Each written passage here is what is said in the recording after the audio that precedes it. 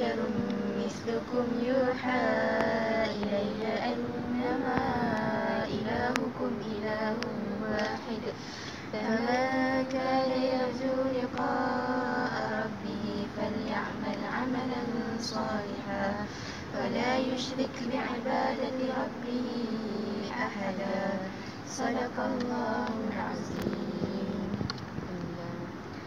Guys, do you know the story about Al-Kahfi? No. So can you tell us about the story? Sure, let's hear.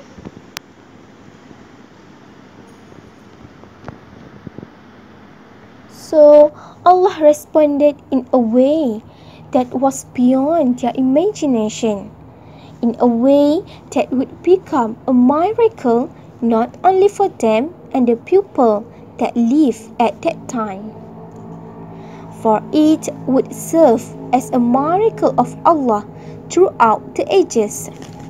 Until today, we still read about the story of these young men. These young men weren't prophets of Allah. They weren't messengers of Allah. They didn't receive revelation. No angels came to them with an army. These were a group of young men supplied by the strength of their iman and their taqwa. Allah Azza wa Jalla saved them an amazing miracle. So, what is that miracle? They came into this cave, and Allah Azza wa Jalla decreed that they would sleep for over 3 centuries. For 300 years, they would lay asleep. But Allah Azza wa Jalla didn't just tell us that they slept for 300 years. He tells us how the universe come to their aid, how Allah caused the sun and other things from among the universe to come to the aid of these young men. Why? Because when Allah wants to help His believing slave, Allah subhanahu wa ta'ala doesn't need to send an army. He doesn't need to do anything. He just simple as it.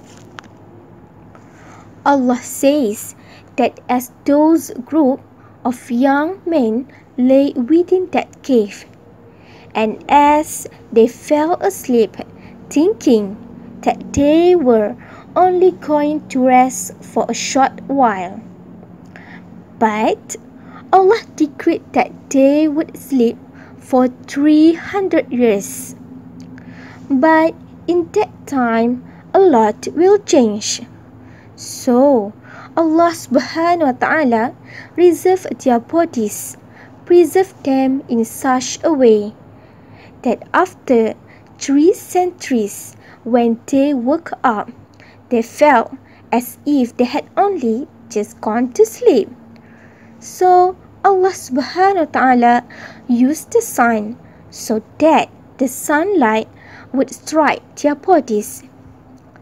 You will think that they were awake even though they were asleep. Some of the scholars of TAFSIR, they say that the meaning of this is that they would sleep with their eyes open or with one eye open, and then they would alternate between their eyes. Allah Azza wa Jalla mentions, we caused them in their sleep to turn from right to the left. All of these signs that Allah subhanahu wa ta'ala give them so that He will preserve their sleep. And Allah Azza wa Jalla says, this is from the signs of Allah. Whosoever Allah decry is guided, then he is truly guided. Then you will never find for them a guide for a help. So in this story, Allah preserved their sleep. Not only that, but Allah Azza wa Jalla also mentions that allowing them, that's what a dog that accompany them. When they wake up, they start to ask, how long did we sleep? One of them said, "It looks like that we sleep one day or few days or some days only." But actually, they had slept 300 years, but they were not realized. When they wake up, they were hungry and asked one of them to buy some food. They will wake up with same feeling of terror and fear which they want to sleep. So one of them leave from the cave and go to the town in the different type of currency. The shopper asks, "Where are you come from? You are not familiar with this. This is not the currency of now." Subhanallah. That was amazing story. This amazing story tell us that the young men who sacrificed everything they had for the sake of Allah and for the sake of pleasing Allah. The young men who gave up everything they had for the sake of the pleasure of Allah. Because of that, Allah made them an amazing story, which is miracle story of Ashabul Kahfi. Whoever recites Surah Al-Kahfi on Friday will have a light that will illuminate from under his feet soaring sky high to light for him on the day of resurrection, and will be forgiven what is committed between the two Fridays. Don't forget to read Surah Al-Kahfi.